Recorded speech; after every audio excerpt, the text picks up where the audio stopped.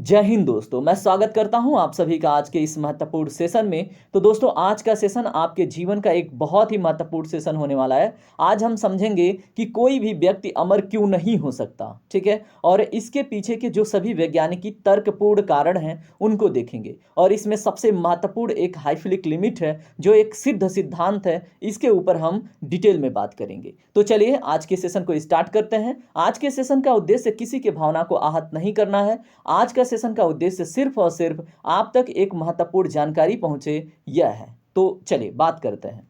चलिए दोस्तों, हाइफिलिक लिमिट को समझने से पहले कुछ बेसिक नॉलेज आपके पास होना बहुत ज़रूरी है, जिसके ऊपर हम बात कर लेते हैं। उम्मीद है कि 9th और 10th में आपने ये चीज़ें पढ़ी होगी। यहाँ पे है क्या, देखिए, कोशिका विभाजन 3 प्रकार का होता है। तो कोशिका विभाजन जानना क्यों जरूरी है, कोशिका विभाजन होता ही क्यों है। तो दोस्तों देखिए, एक बच्चा जब पैदा होता है तो वो छोटे से आकार में होता है, ठीक है। धीरे धीरे समय के साथ उसका आकार बड़ा होता है और फिर वो एक बड़ा सा आदमी बन जाता है, इंसान बन जाता है, ठीक है।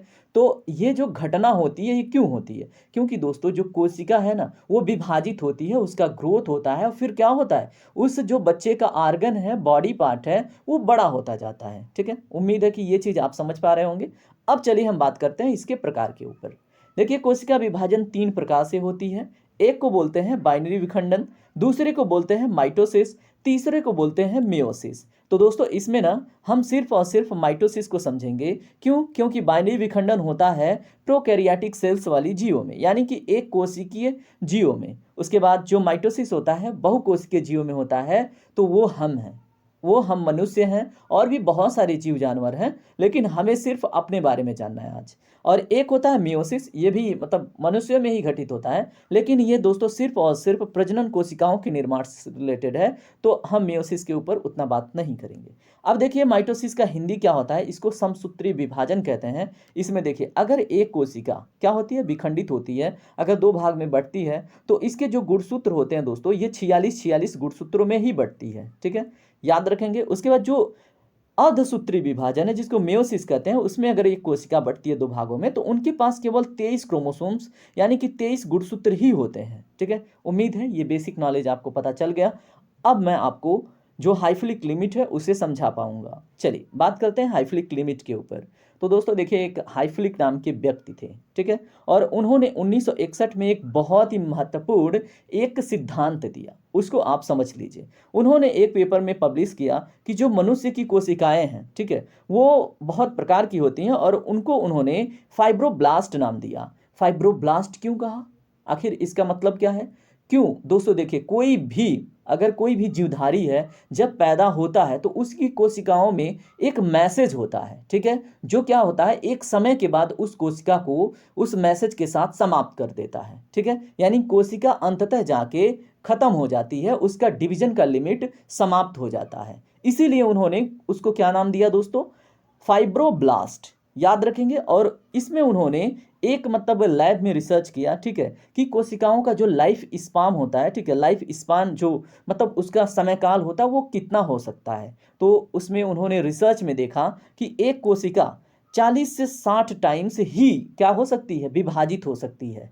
अब ऐसा क्यों, ये हम समझेंगे अभी एक और सिद्धांत के थ्रू। तो उन्होंने ये जानकारी दी, ठीक है, और उसमें उन्होंने बताया कि जो 60वीं टाइम्स यानी कि जो 60वीं बार विभाजन होता है, उस समय अगर किसी मनुष्य का एज 125 साल है, ये मैक्सिमम एज लिमिट है। तो उन्होंने एक निर्धारित एज दिया कि किसी भी कोशिका का जो मनुष्य धारित करता है वो 60 बार विभाजित हो सकती है और उसका अधिकतम उम्र उस समय 125 वर्ष होगा और 125 वर्ष से अधिक कोई जीवित नहीं रह सकता।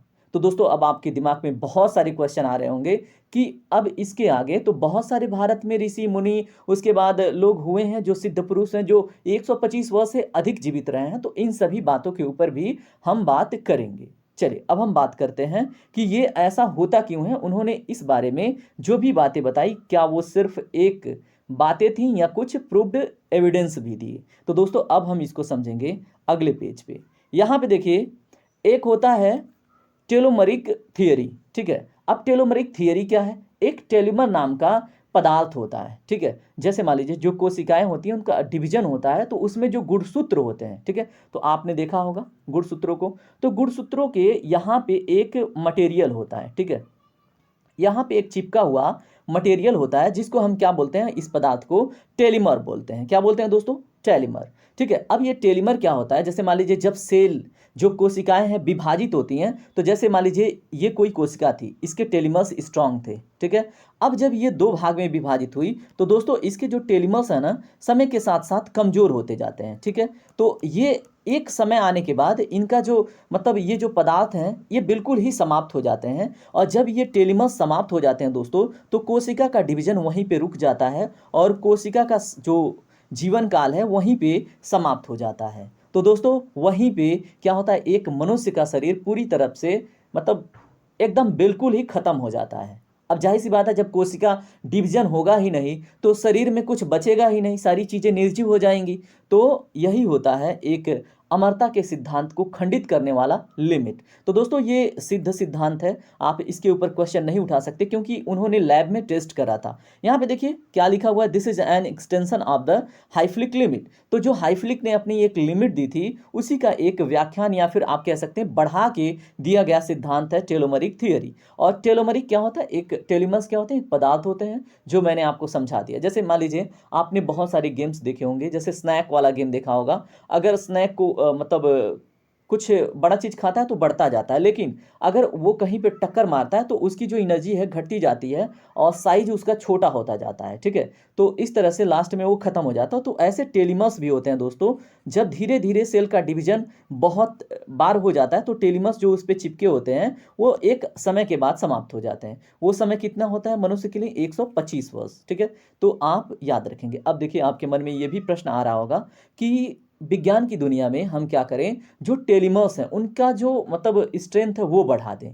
तो क्या पता डिवीजन होने में टाइम लगे, भाई डिवीजन होने में टाइम लगेगा तो ग्रोथ नहीं होगा। और अगर जैसे मान लीजिए ये 40 से 60, ठीक है, जो डिवीजन है, जो मनुष्य की कोशिकाओं का डिवीजन 40 से 60 लिमिट है, अगर इसकी संख्या बढ़ा दें विज्ञान की दुनिया में तो क्या होगा, इससे भी उम्र तो बढ़ सकता है ना। जी नहीं, आपने ये सुना होगा जो कैंसर नाम की बीमारी होती है दोस्तों, वो क्यों होती है, वो इसीलिए होती है जब आपकी कोशिकाओं का विभाजन अनियंत्रित हो जाता है। ठीक है, और उसी की वजह से बीमारी हो जाती है कैंसर, और इंसान क्या हो जाता है, मर जाता है, पैरालाइज हो जाता है। ठीक है, तो ये भी पॉसिबल अभी तक तो मतलब विज्ञान की दुनिया में नहीं है। अब देखिए यहाँ पे ना हम कुछ इमॉर्टल चीज़ों के ऊपर बात करते हैं कि कौन सी चीज़ें अमर हैं अभी तक के विज्ञान के थियरी में। तो चलिए यही इन्होंने जो रिपोर्ट दिया था उसी में हम बात कर लेते हैं। ठीक है, अब देखिए ये सारी बातें मतलब सिद्ध हैं, इसके ऊपर आप क्वेश्चन नहीं उठा सकते, लेकिन हाँ कुछ सिद्ध पुरुष हैं उनके ऊपर हम सेशन के लास्ट में बात करेंगे कि क्या कारण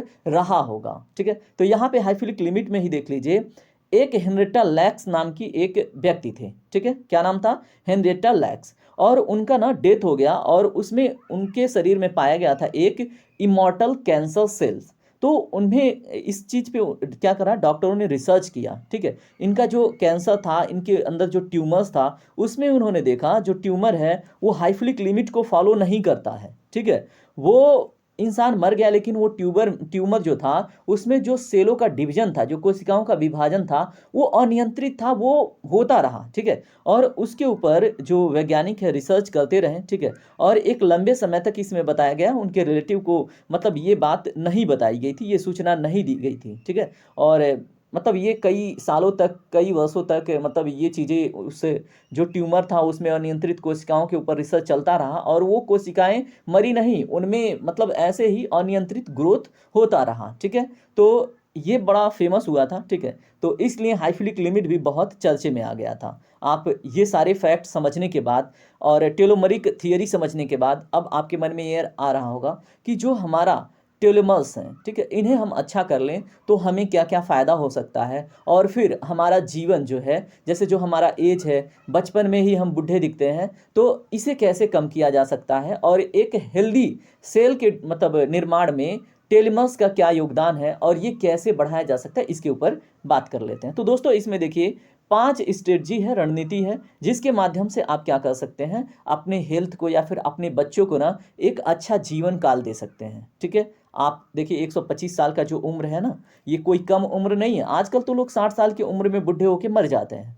तो लेकिन यहाँ पे कुछ आपके सामने कुछ महत्वपूर्ण सुझाव हैं, आप इन्हें अगर फॉलो करते हैं तो मतलब आपका एज जो है अच्छा खासा हो सकता है। यहाँ पे देखिए सबसे पहले आपको प्लांट रिच डाइट लेनी है। प्लांट रिच डाइट मतलब जो आपको यहाँ पे दिख रही हैं फॉलिक एसिड वाली चीज़ें, मतलब आपको उन सभी चीज़ों को अवॉइड करना है, जैसे मीट, मांस, मछली, दूध, इन सभी चीज़ों को अवॉइड करना है। सिर्फ और सिर्फ जो पौधों से प्राप्त भोजन है उसको करना है, ठीक है। इससे क्या होता है, आपके जो टेलिमर्स होते हैं, जो आपके क्रोमोसोम्स के ये, जैसे मान लीजिए इस क्रोमोसोम्स के जो मैसेज पदार्थ होते हैं ये स्ट्रांग रहेंगे, तो आपकी सेल्स भी स्ट्रांग रहेंगी और आप भी स्ट्रांग रहेंगे। और दूसरा क्या है, आपको फिजिकल एक्टिविटी में पार्टिसिपेट करना है, मतलब आपको खेलते रहना है, काम करते रहना है। ऐसा नहीं कि आप बैठ गए उसके बाद मतलब आलसी बन के बैठे हुए, तो फिर ये काम नहीं करेगा, ठीक है। उसके बाद आपको ना फोलिएट इंटेक लेना है। फोलिएट इंटेक मतलब फॉलिक एसिड वाले खाद्य पदार्थ। तो यहाँ पे आपको दिख रहा है, ठीक है, यहाँ पे क्या है, बंद गोभी है, यहाँ पे आपको क्या दिख रहा है, ब्रोकली दिख रहा है, यहाँ पे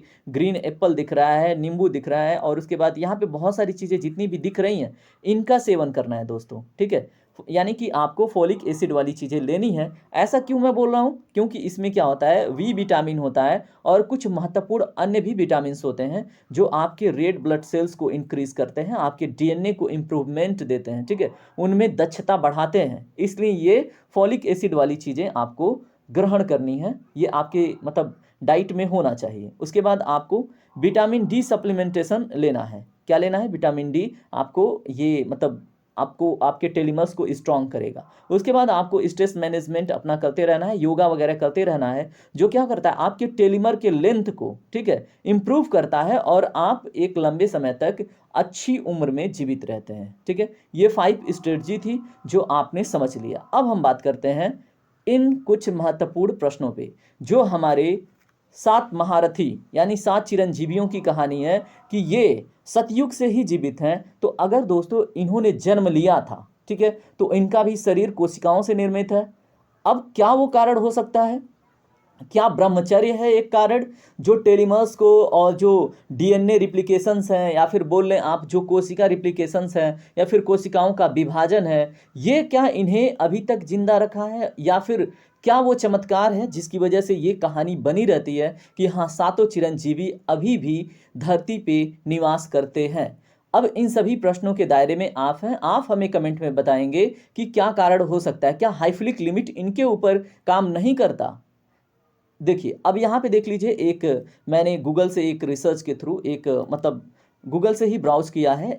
यहाँ पे एक व्यक्ति हैं, ठीक है, जिनका उम्र 250 वर्ष तक रहा। वो कौन है, जो रामकृष्ण परमहंस हैं उनके गुरु जी थे, ठीक है, जिनका नाम क्या था, तोतापुरी बाबा। वो अपने ब्रह्मचर्य से दोस्तों 250 साल तक जीवित रहे, ऐसी सूचना मिलती है। तो ये सिर्फ और सिर्फ ब्रह्मचर्य से हो सकता है। ब्रह्मचर्य का पालन करें, ठीक है, वीर्य नष्ट ना करें, और अपने जीवन काल में फोलिक एसिड यानी कि जो खाद्य पदार्थ हैं वो सिर्फ घास फूस, पेड़ पौधों और फिर जो आप उपजाते हैं उससे संबंधित होनी चाहिए। आप जीवन में स्ट्रेस कम लें, क्योंकि अंतिम दोस्तों क्या है, अंतिम मंजिल मौत है, तो बहुत ज़्यादा स्ट्रेस लेने की आवश्यकता नहीं। हाँ, अपने कर्म को अच्छे से कीजिए, बाकी अन्य जैसे मान लीजिए खराब संगति, खराब भोजन, खराब लोगों से कम मिलिए, ठीक है। तो ये सारी चीज़ें आपके लाइफ को मतलब अच्छी कर सकती हैं और आपके लाइफ स्पान को भी यानी जीवन काल को भी बढ़ा सकती हैं, ठीक है। तो चलिए मिलते हैं ऐसे एक इंटरेस्टिंग सेशन में, और तब तक के लिए अपना ख्याल रखें। जय हिंद, जय भारत।